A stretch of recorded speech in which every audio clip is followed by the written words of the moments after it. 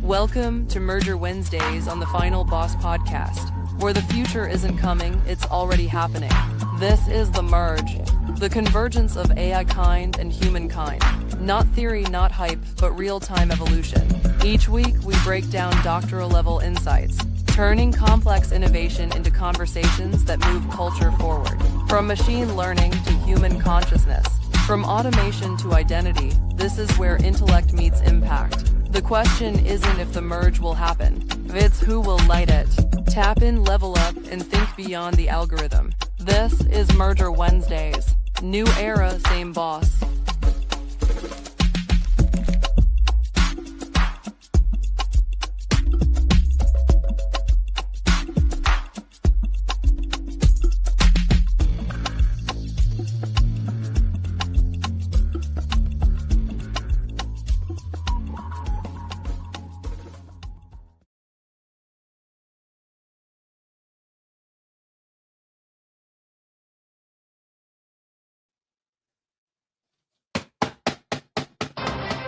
Welcome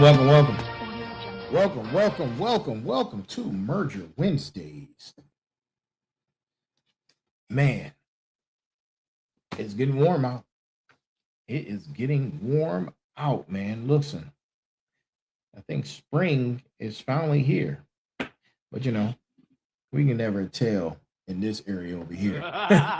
One day it's spring and it'd be winter again tomorrow. So, you know, it happens. But look, to each and every last single one of you, then ready to get into the show, man. To each and every last single one of you, no matter where you're watching from, whether you're on Facebook, Instagram, LinkedIn, Twitch, Kick, Spotify, YouTube, Facebook, StreamYard, right? That was a whole mouthful. Thank you for being here, right? Thank you for being here, and welcome to the Final Boss podcast. This is Merger Wednesdays. This is episode number 17 of Merger and episode number 219 of the Final Boss podcast, right? I think I said echo.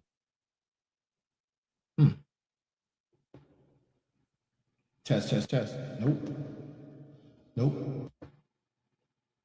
That's it. All right.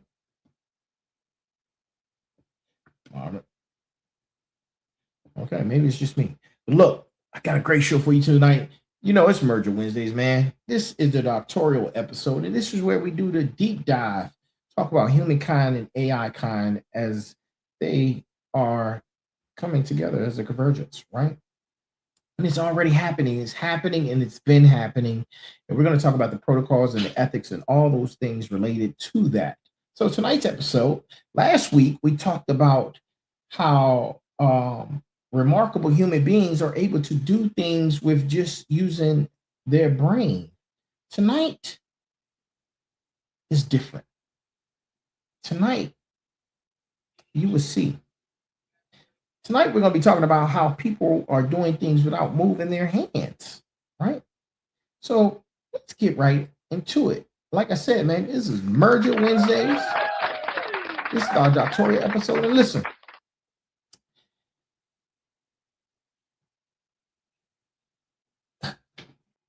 entertainment purposes only. And this is for all of you, the sovereign, the smarts, the motivators, the warriors, the final bosses. Good morning, good afternoon, and good evening, and good night. This is our show, and this is Merger Wednesday.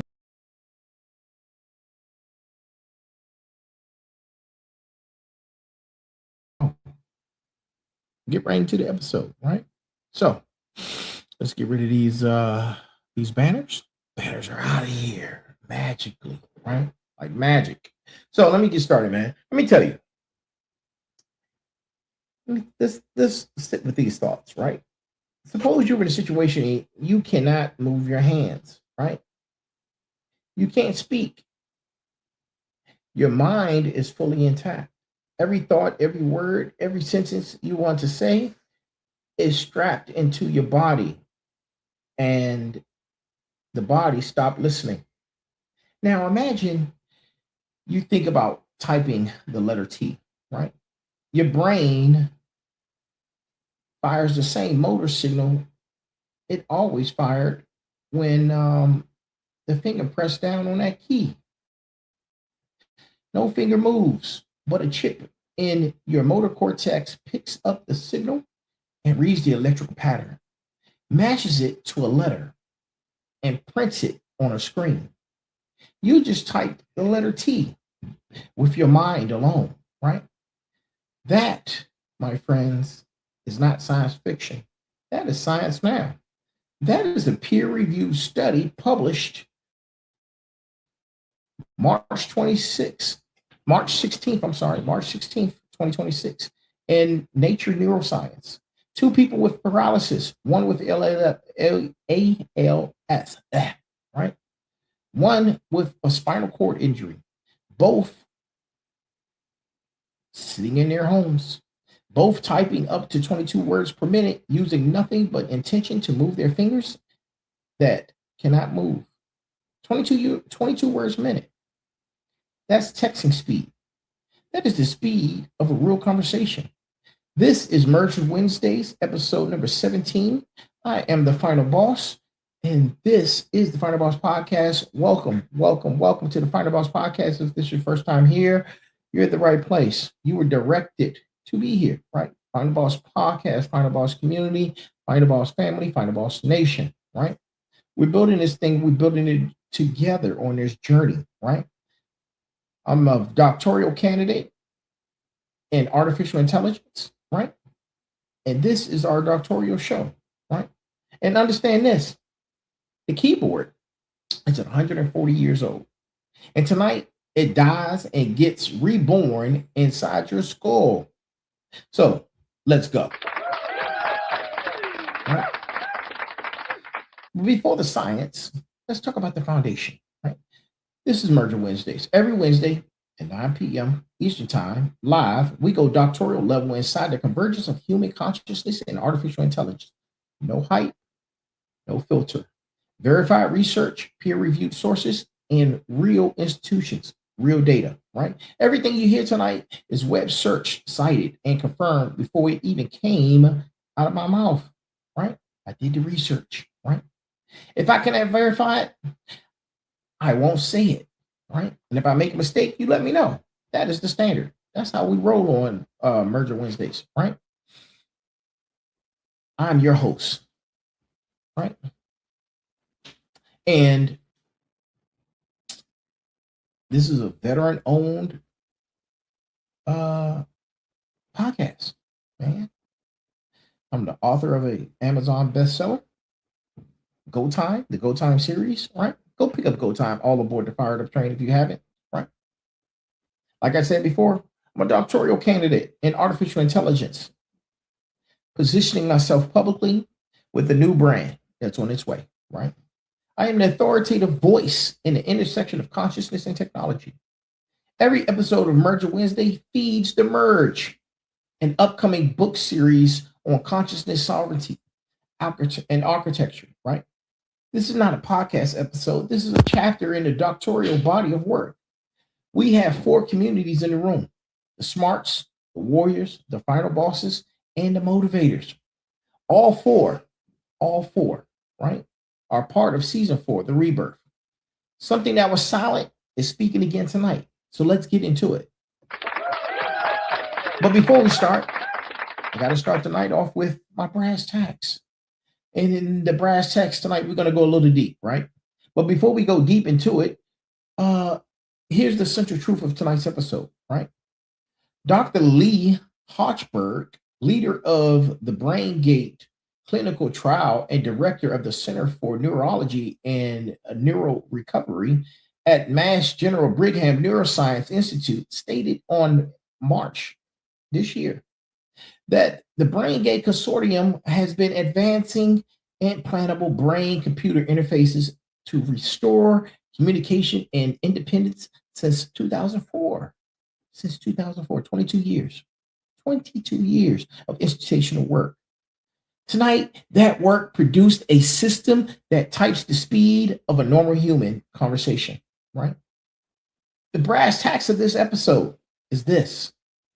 Your brain never lost the ability to type.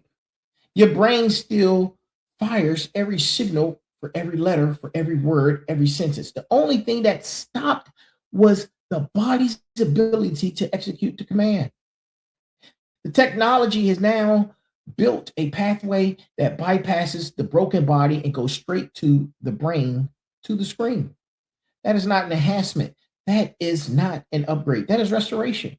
And restoration is the exact definition of the rebirth. A function that declared dead is alive again.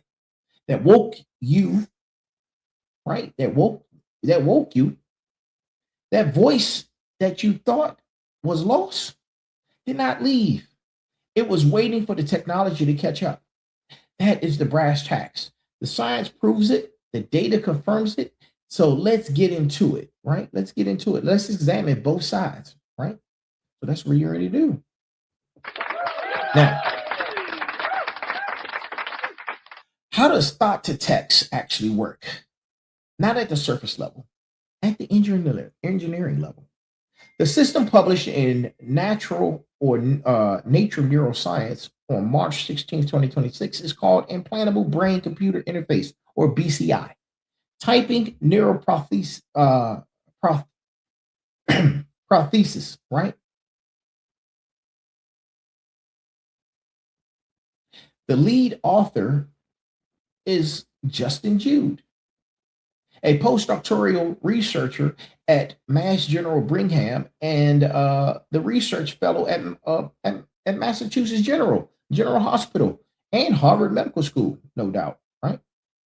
The senior author is Dr. Daniel Rubin, a critical care neurologist at Massachusetts General Hospital and an assistant professor of neurology at Harvard Medical School.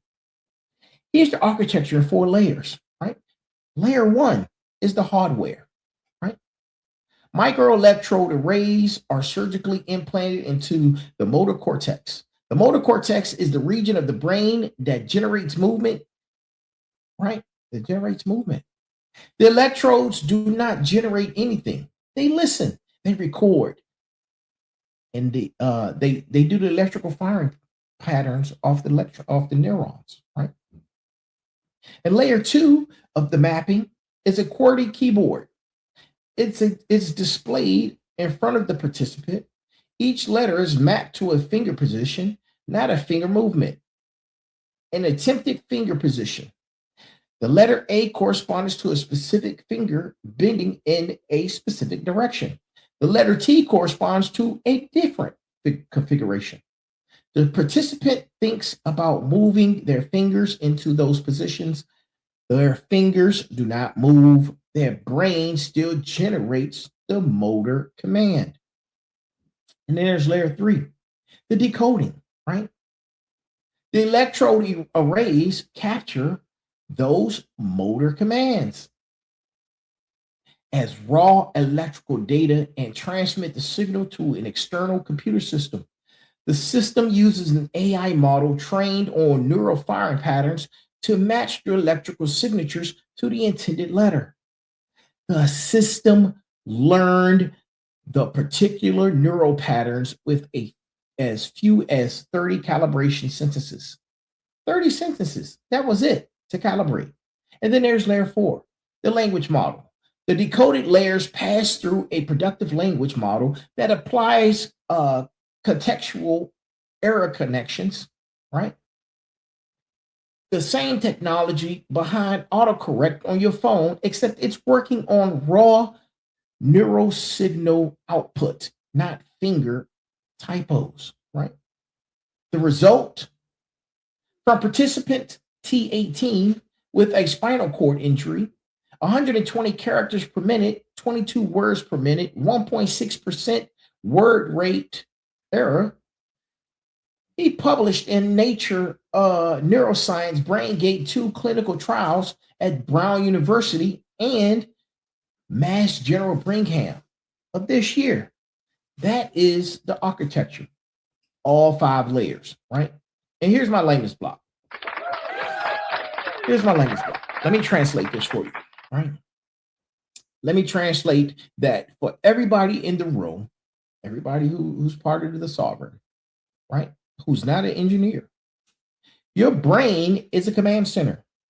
When you decide to type the letter T, your brain sends a specific electrical signal.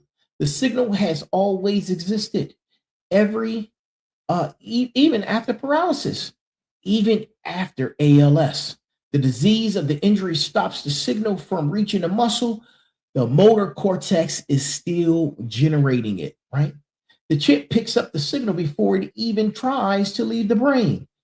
Think of it like this, right? Think of it like intercepting a phone call before the connection fails. The brain says the word, the body cannot hear it anymore. The chip is on the line listening. The 30 sentence calibration is the system learning from handwriting, except it is learning your brain writing.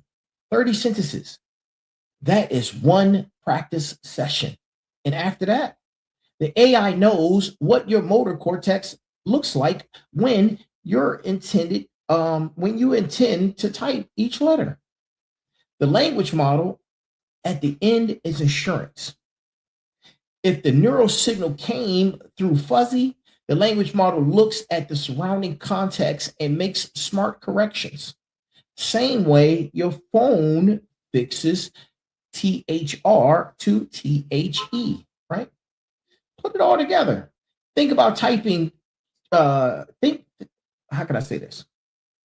If you put it all together and think about typing chip catches the signal. AI reads the pattern.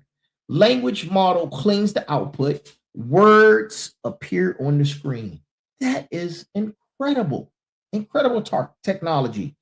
And shout out to the remarkable individuals who are using this technology to enhance this very thing that we're talking about, right? 22 words per minute, one person. And they're at their home. Brain to screen. That is the whole system in plain language. That was the layman's block. Now,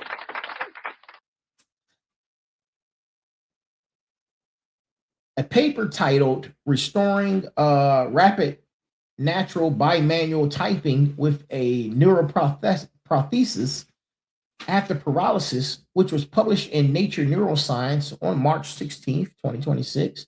BrainGate 2 clinical trials were done at the Mass General Brigham Neuroscience Institute and Brown University. 2 participants designated T17 and T18 were in the trial. T17 has advanced ALS. ALS is a progressive neurodegenerative disease that destroys the motor neurons, the nerve cells that control voluntary muscle movement. T17 has lost the use of both hands and has severely impaired speech. His implant sits on the left hemisphere only, with reduced coverage of finger motor areas. Now, T18 has a cervical spinal cord injury, meaning a spinal injury in the neck region that caused near total paralysis from the neck down. Remarkable, right? T18 has microarrays on both hemispheres of his brain with coverage of areas controlling all 4 limbs.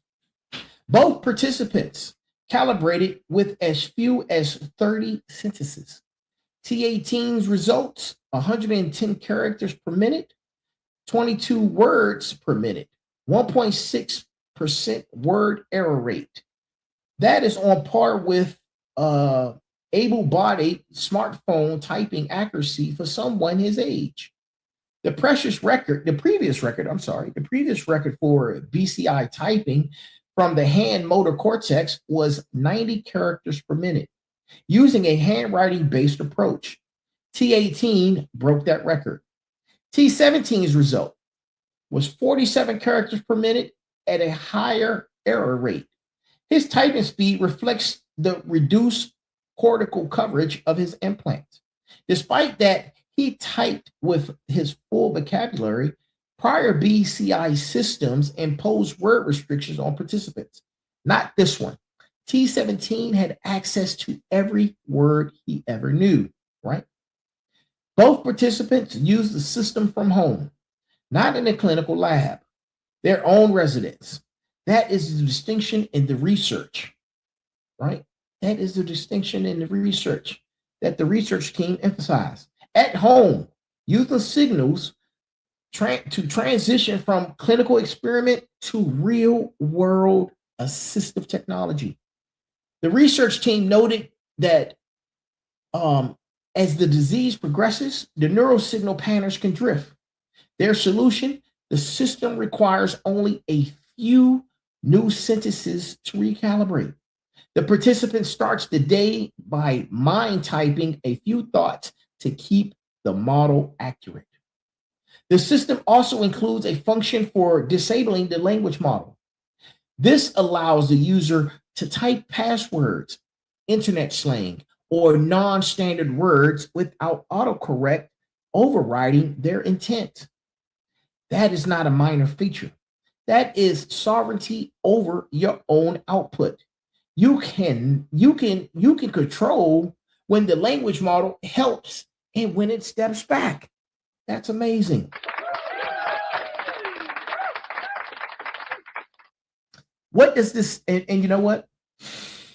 Here's my language block, right? Here's my language block. What does this study really mean, right? What does the study really mean in terms? It means that two people who had no reliable way to communicate are now typing at conversation speed from their own homes, not in a hospital, not in a research lab, at home, chilling, right? The person with the spinal cord injury types as fast as someone texting on a phone. The person with ALS cannot speak and cannot use his hands. He is now having full conversations using nothing but his motor cortex and a chip. The calibration update is important for everybody to understand. The brain changes over time. As the disease progresses, the neural patterns shift.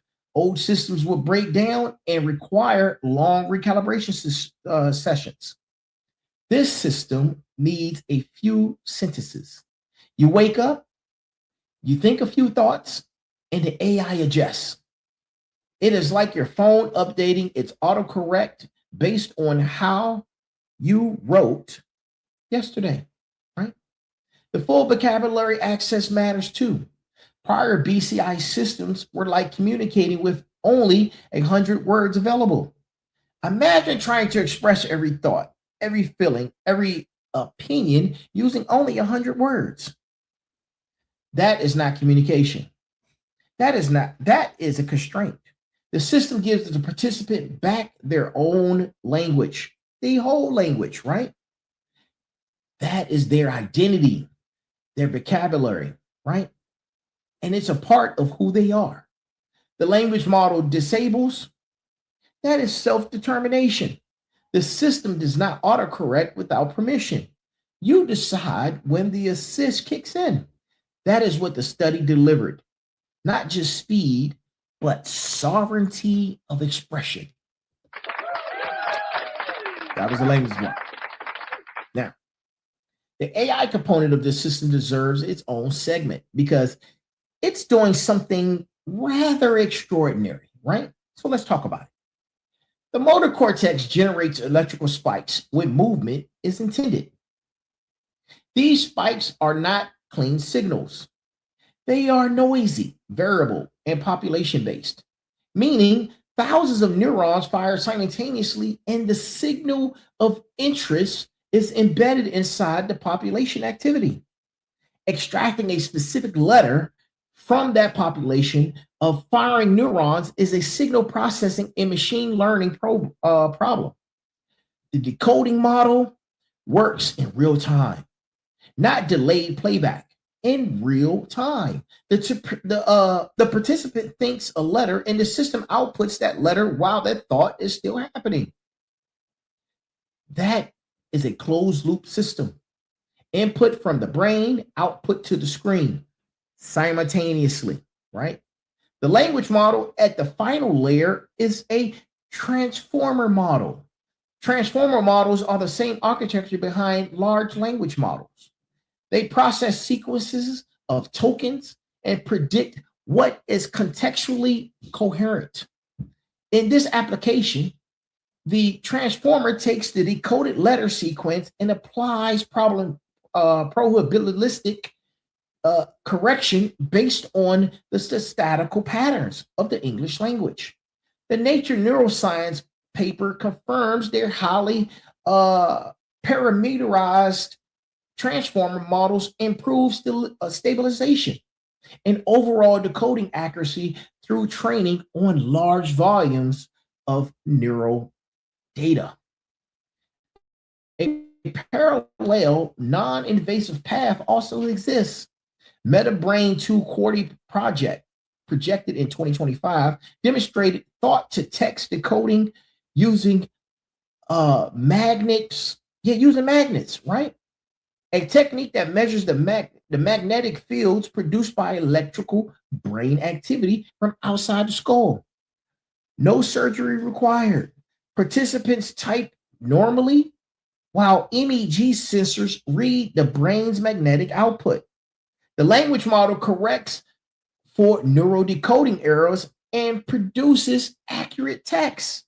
The signal quality is lower than an implant, but the trajectory is improving, right? Like all technology, they're all improving. And with the assistance with AI, they're cutting that time less than half, right? The UC Davis research team, in a sequence with BrainGate 2 study published in Nature in June 2025, demonstrated real-time speech reconstruction from motor cortex signals. That system restored voice to ALS patients at near zero delay. Near zero delay. Their algorithms mapped neural activity to intended phonemics.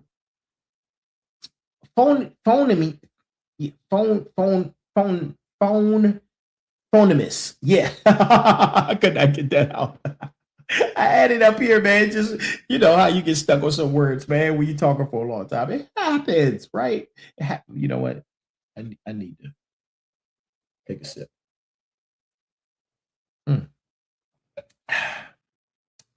Yeah, throat was dry. Sorry about that, right? So, at each moment of time, enabling synthesis of speech with natural cadence right? Two pathways, one surgical, one invasive, both outputting human language from neural signals in real time. The architecture is converging from both directions simultaneously. And here's my language block, right? Two technologies doing the same thing from opposite directions. Stay with me, right? Stay with me. Don't go nowhere. Stay with me, right? The BrainGate system goes inside. Chip in the motor cortex. Surgery required. High precision, high signal quality, fastest results. The MetaBrain 2 Quarty system stays outside. Sensors around the head, no surgery, lower signaling quality, but it's improving. That system improving. You still type normally. The sensors read the magnetic fields from your brain as your fingers move. The AI decodes which keys you press from the brain activity alone without watching your fingers. And here's the implication. The non-invasive path means eventually anyone, not just people with paralysis, could potentially use the technology. The surgical path is restoring communication to people who have lost it, right? That's the difference. The non-invasive path is developing the infrastructure that could one day extend mind-controlled input to broader population. These are not competing projects. They are the same road from two starting points, meeting in the middle. The UC Davis voice restoration system adds a third dimension, not just typing, but voice. An ALS patient speaking again through a brain to voice decoder in real time with inattention, right? Their cadence, their pauses, their personality and delivery. Technology is rebuilding the complete communication architecture, text, voice, expression, all from neural signals. This is the merge in motion, not a concept, right? Active clinical research, confirmed results that were published in 2025 and 2026. Now, the BrainGate 2 study does not stand alone. It is the leading edge of the field that has been accelerating for 3 years. Neuralink received FDA clearance and expanded the PRIME study into Great Britain in 2025, partnering with the University College of London Hospital and Newcastle for the GB PRIME trial. ALS patients Brad Smith demonstrated at-home use of the N1 implant, operating a motorized camera independently, real-world extended use outside any clinical experiment environment, right? As of January 2026, Neuralink confirmed 21 participants enrolled in its trial. Synchron released an updated Stentrode platform in 2025, integrating the video, AI processing, and the Apple Vision Pro headset. The Stentrode requires no open brain surgery. It threads through the jugular vein and positions inside the blood vessel, resting on the motor cortex. Patients with severe paralysis are controlling digital and physical environments through neural signals captured from inside a vascular channel. BlackRock Neurotech presented data in April of 2026 demonstrating their implant enabling paralyzed patients to type, control robotic arms, and feed themselves. Wired reported in April 2026 on patient making music, I should say, with a brain implant. The application layer of BCI technology is expanding beyond the communication into creativity. Outstanding, right? Columbia University published data on the BISC chip in December of 2025 in Nature Electronics. That chip integrates 65,000 electrodes and 1,000 channels in the miniaturized form factor capable of streaming high-density neural data wirelessly. The electrode count is 64 times the density of current clinical implants. The architecture is being built today is designed for the bandwidth requirements of the next generation, not this one, right? In March 2026, China's National Medical Products Administration approved Neurical Medical Technology NEO implant for commercial use. The NEO is an invasive brain-computer interface designed for patients 18 to 60 with paralysis of all 4 limbs from cervical spine cord injury, right? It is the first invasive BCI device in the world that's approved for use outside of clinical trials. That is not a research announcement. That is a product on a market, right? Commercialization, ladies and gentlemen, has arrived. And to our sovereign, I hope you're enjoying this material, right? I know it's doctoral level, but I hope you're enjoying it, right? Enjoying it. See, listen.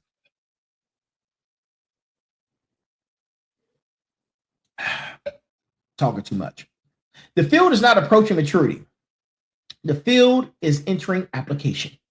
The gap between research and product is closing on a multi-year timeline, not a multi-decade one, right? And here's my language block. Stay with me. Let me make sure everybody is tracking how big that moment is, right? We're talking about 5 different companies and research institutions that are all closing in on the same destination from different angles.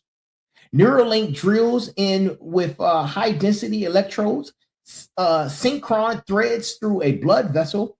BlackRock Neurotech restores hand function and creative expression. Meta reads through the skull with no surgery at all. BrainGate writes the motor cortex to a keyboard.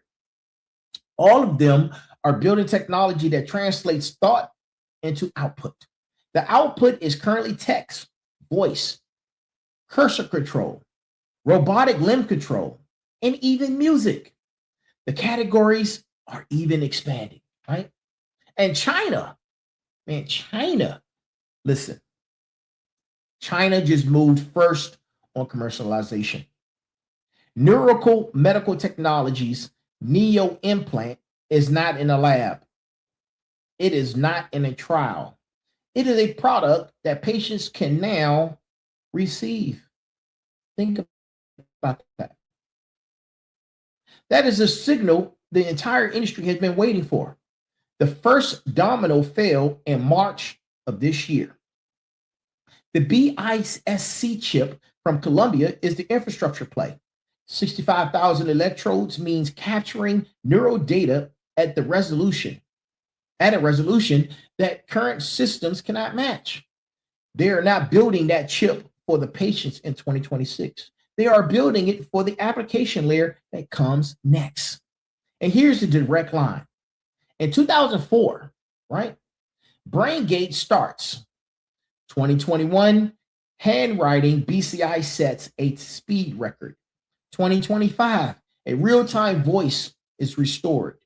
2026, texting speed, typing confirmed at home, and the first commercial BCI enters the market. Each benchmark is failing faster than the one before it. That is not gradual progress. That is an acceleration, right? Now, I want to go to the level that MERGER is built on, right? That Merger Wednesdays is built on. Because what this technology reveals is a question of sovereignty. When your thoughts can be translated into text by a machine, the first question is not what that machine can do for you. The first question is who controls the machine? The BrainGate team built in a language model that can disable, right? Deliberately. The research paper identified that participants should have control over when contextual correction applies and when it does not. That is a sovereignty design decision embedded in a clinical tool. Somebody on the research team understood that autonomous thought output requires user control at every layer. But here is where the field gets complicated. The language model that cleans the output is a transformer. Transformers are trained on data. The data shapes what the model considers correct. If the model is trained on a narrow corpus, it will correct towards norms that the user may not hold. The model is not normal. No language model is neutral. It embeds assumptions about what communication is supposed to look like. That is not a future threat. That is a present engineering decision that carries downstream consequences for anyone whose thought to text output gets filtered through a model they did not train and do not control.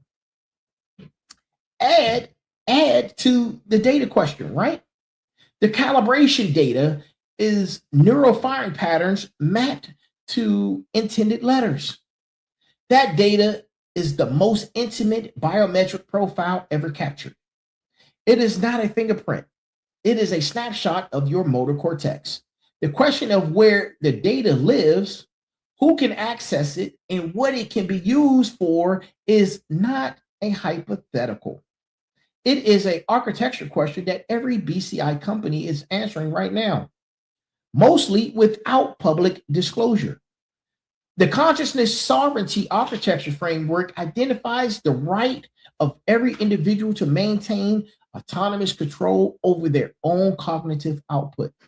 This research proves that the technical capability to intercept, filter, and redirect thought-generated communication now exists at clinical fidelity. The conversation about governance has to move as fast as the technology. It is not enough to restore the voice. You have to own the channel to the voice that the voice travels through, right? Now, let's address our communities, right? Let's address our 4 communities, 4 takeaways, no generic motivation, specific assignments, right?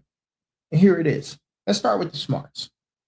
You know the 4-layer architecture, the hardware, the mapping, the coding, the language model. You know the brain gate 2 participants by designation and condition. You know the performance numbers of the 110 characters, 22 words per minute, 1.6% error rate. You know the competing approaches: invasive, vascular, and non-invasive. You know the sovereignty gap, language model neutrality, data ownership, consent architecture. That is your curriculum. Go deeper on transformer model bias in medical application. That is the edge where this field needs doctoral level thinking. For my final bosses, the keyboard is 140 years old. Imagine that, 140 years old. The input layer of human computer interaction is being rebuilt from the ground up right now. Every product, every platform, every workflow built around keyboard and mouse is going to face an architectural renegotiation within this decade. The question is not whether you adapt. The question is whether you lead the adaptation or follow it. Position yourself in the transition now while the field is still being defined. For our motivators, 2 people woke up unable to type, unable to speak, isolated inside their bodies that has stopped responding. Technology gave them back their words, not metaphorically, literally, word for word, sentence for sentence, at conversation speed. From their own homes. If you have a voice and you are choosing silence, let that sit with you tonight, right? The people who cannot speak are fighting to reclaim every word. What are you doing with yours? And for my warriors, the field of neural interface technology is the most strategically significant battlefield of the next decade. It is not just medical, it is defense. It is defense, intelligence, communication infrastructure, and human performance. China just took the first commercial position in the global BCI market in March 2026. The United States has Neuralink, Synchron, BrainGate, and BlackRock all advancing simultaneously. That is not healthcare news. That is strategic competition at the level of the human nervous system. Warriors, read the terrain. That is the terrain.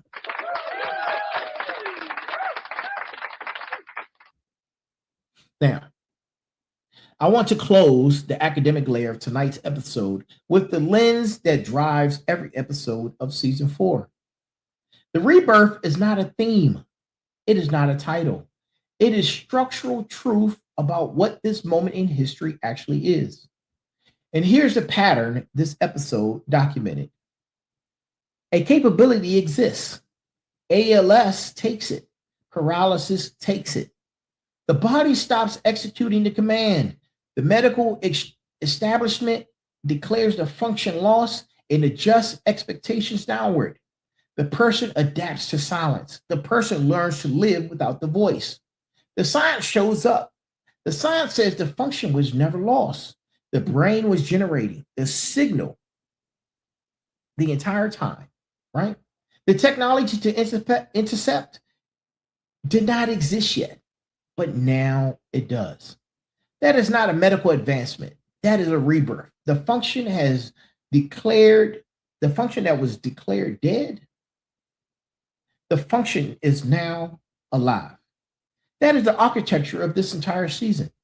What the world told you was gone is not gone. What you accepted as permanent loss is waiting for you to build the right channel to receive it. The signal never stopped transmitting. You needed the right receiver. The paralyzed patient did not get a new voice. They got across to the voice they never lost. Apply that logic to every area of your life where you've accepted a permanent verdict. The verdict was never the truth. The truth is that the signal was still there. You just did not have the technology yet. The rebirth, season 4, right? That is not a metaphor. That is clinical evidence, right? Now, we just covered a full architecture of thought to text technology in 2026. It's been peer reviewed, verified, doctoral level, no filler, right? The brain gate 2 typing neuroprothesis is real. The results are published. The participants are home. The keyboards are in their motor cortex. China's first commercial BCI hit the market in March 2026. The era of brain-controlled devices inside clinical trials is over. The era of brain-controlled devices as consumer and medical products has begun. That means the question is no longer if thought to text becomes a mainstream technology. The question is when. And more critically, the question is who governs it when it arrives. That is the work of Merger Wednesdays, not to report the technology, to build the intellectual framework that prepares you to navigate it fully with sovereignty intact, right? With sovereignty intact. Now, let me see. Give me a moment. Let's take a commercial break, right? We got about 13 minutes left. I'll be right back. Stay with us. Stay with me.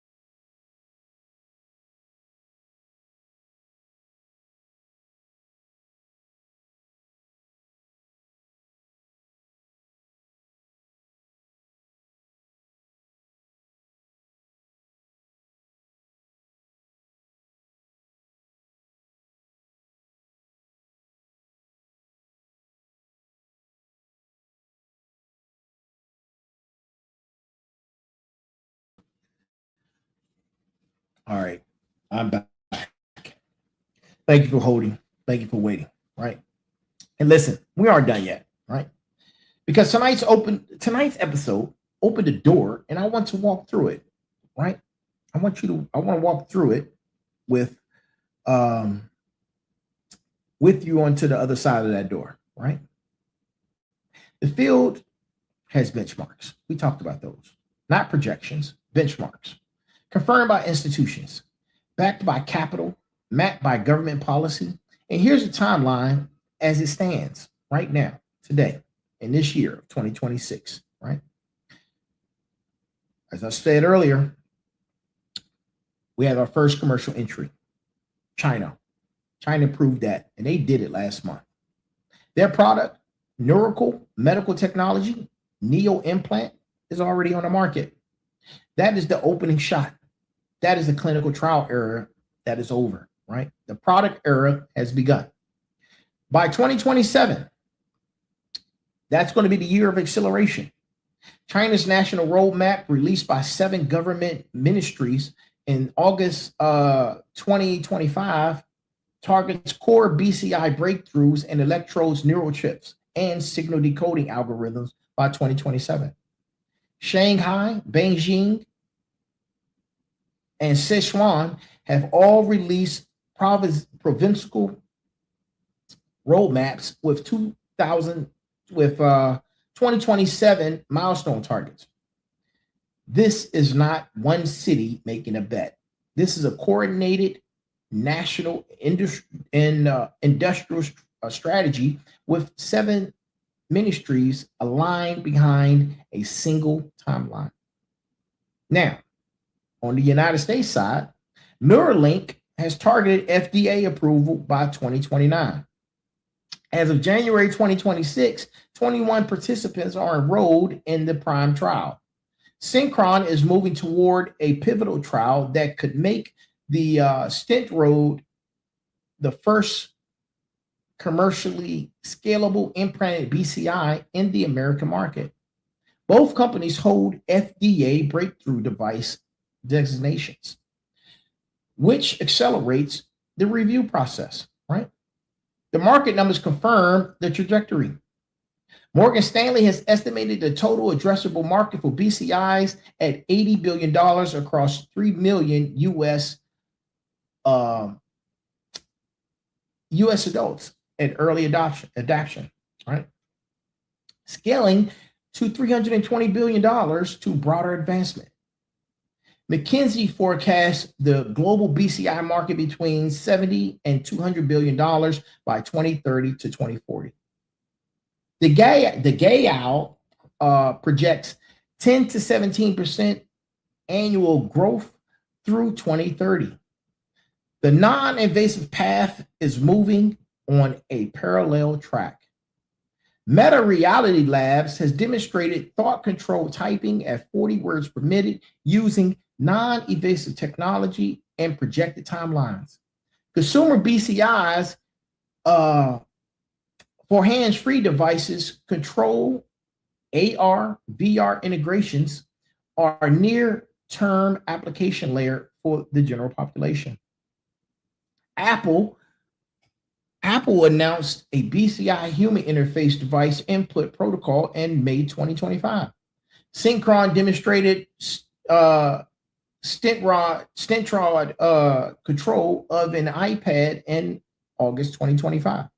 This consumer ecosystem integration has already started. By 2030, China's stated goal is a widespread clinical application, full industrial autonomy across the supply chain, and 2 to 3 globally influential BCI companies competing on the world stage. The race is not coming, the race is here. And the starting gun fired last month, right? Last month. Now, before we go, I want to talk to you directly, right? I want to talk to you directly, not like I haven't been talking to you directly, but listen. Before information,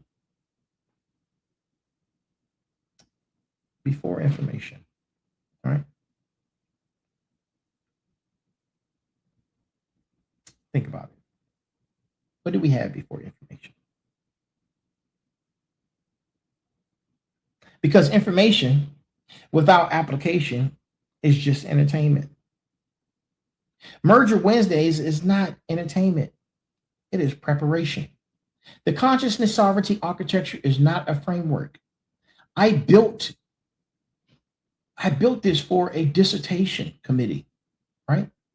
It is a practical doctrine for navigating a world where the line between your mind and machine is becoming a policy question, a market question, a governance question, and a personal decision all at the same time. And here's the mandate.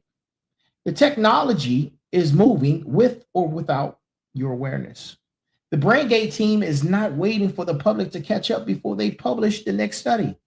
China's ministries aren't not pausing their 2027 roadmap with the rest of the world finishes reading about 2026 approval.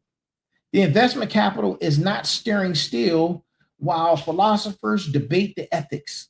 The machine is moving. Your only opinion and only option is to understand it well enough to make sovereign decisions inside it. Sovereignty requires literacy. You cannot govern what you do not understand. You cannot protect what you have never examined. You cannot make an informed consent decision about a technology that reads your motor cortex if you walked into the room without knowing what a motor cortex does. That is why tonight matters. Tonight is about paralysis patients. Tonight is about every person in the room understanding the foundational architecture of technology that will affect human communication, human cognition, and human identity inside this decade. You now have the architecture, 4 layers, 2 clinical participants, 5 competing companies, 3 sovereign right questions, right? 1 market that just opened. The question I'm leaving with you tonight is not whether you support BCI development. That's the wrong question. The technology is not asking for your support. It is asking for your governance, your policy engagement, your demand for consent architecture that protects neural data, your insistence that the language model inside a thought-to-text system is audible, correctable, and under user control. That is not a patient advocacy question.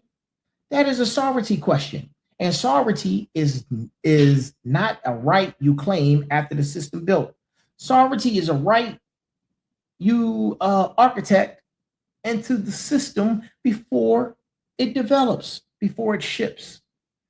The people who understand that 2026 are the people who shape what this technology becomes in 2030. That is my community. That is the room. That is what the merge is being built to do. You now know enough to act. So act, right? Now, you already closed. We got a few more minutes. Stay with me. We got 3 more minutes. We're out of here, right? Let me bring this home. We started tonight with a person who cannot move their hands and cannot speak. We ended tonight with a global race for the first commercial brain-computer interface market, a 2030 geopolitical competition between 2 superpowers over the architecture of the human nervous system, and a sovereignty framework that demands you govern the technology before the technology governs you. That is not 1 episode. That is not 1 semester. Or I should say, that is a semester. Yeah. And you got it in 60 minutes, right? On a Wednesday night at 9 p.m. That is what Merger Wednesdays was built to do. No filter, no speculation, no headlines, recycled as insight, peer-reviewed science, verified institutions, real data, doctoral level analysis, and a community that is ready to think at this level because you have been training for it since episode 1. Thank you. Merger 1 launched December 17, 2025. And we asked, are we already AI? Tonight, Merger 17, the answer is yes. And the evidence is a QWERTY keyboard living inside the motor cortex of 2 people who were told they had lost their voice forever. The rebirth is not a season title. It is an operating principle of this era. What was declared dead is now alive. What was pronounced lost is transmitting. What you accepted as permanent is waiting for the right architecture to restore it. Build the architecture, own the channel, govern the system. That is the Merger Wednesday's doctrine, right? Now, next Wednesday, which is April 22nd, Merger 18, the prophetic machine. We're going to have a little bit of fun. We're going to talk about the movie Superman 3 and Tesla's 369. We're going to talk about the movie Superman 3 and Tesla's theory of 369. The ASI blueprint. If you think tonight was a paradigm shift, wait until you hear what visionaries in science fiction and energy physics had already mapped about the trajectory of artificial superintelligence before the institutions caught up. Web verified, doctoral level and it's live, 9 p.m. Eastern Time. Be there. I am the Final Boss. This is the Final Boss podcast. Welcome all the sovereign, smarts, final bosses, warriors, and motivators to the Final Boss podcast, Final Boss Nation, Final Boss community, to all of those who are new to the channel. Thank you for joining us. I'm an Amazon bestseller of the book Go Time and the Go Time series. This was my first book in the series, Go Time, all aboard the fired up train, right? Listen, I'm a doctoral candidate, right? I'm a veteran, combat veteran, right? I'm studying artificial intelligence, right? And to my smarts, to my final bosses, to my motivators, and to my warriors, thank you for being in the room, per always. Thank you for operating at this level. Thank you for treating knowledge as the weapon it is. This is Mergers Wednesdays, episode 17, the Final Boss podcast, episode number 219, season 4, the rebirth. The signal never stopped. You just found the receiver. That is our show tonight. Thank you, thank you, thank you for joining me. Have a great one. Well, before you go, right? Before you go, like, share, and subscribe. Make sure you like, share, subscribe. Like, share, and subscribe so we can continue. Please. Right? And to each and every single one of you, no matter where you're watching, good morning, good afternoon, good evening, and good night. And remember this, there's a heavy pain that comes with discipline, but there's an even heavier pain that comes with regret. I am here, we are here, and as always, be balanced, be equal, and be smart. That is our show. Oh man, I've had fun. I know you had fun. There's a lot of material, but you guys get the gist. I'll see you next time. See you tomorrow, 9 p.m. for Special Guest Thursdays. Got a special guest coming on board with us tomorrow. We're going to discuss more things about AI, right? We're going to be discussing more things about AI. It should be fun, right? It should be fun. See you then.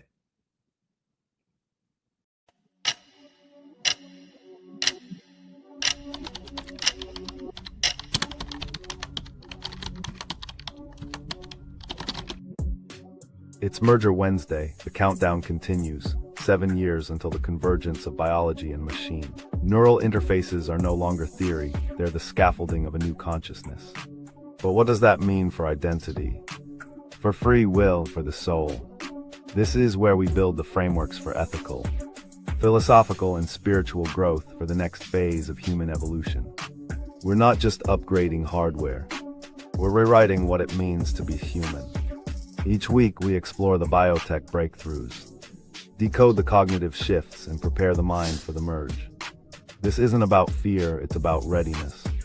Because the future isn't waiting. It's already wiring in. This is about preparing human consciousness for the most significant leap in our species' history. If you think this is just about chips and brains, you're not ready. But we'll get you there, one Wednesday at a time. So sit back and relax as we take you on a journey on Merger Wednesday.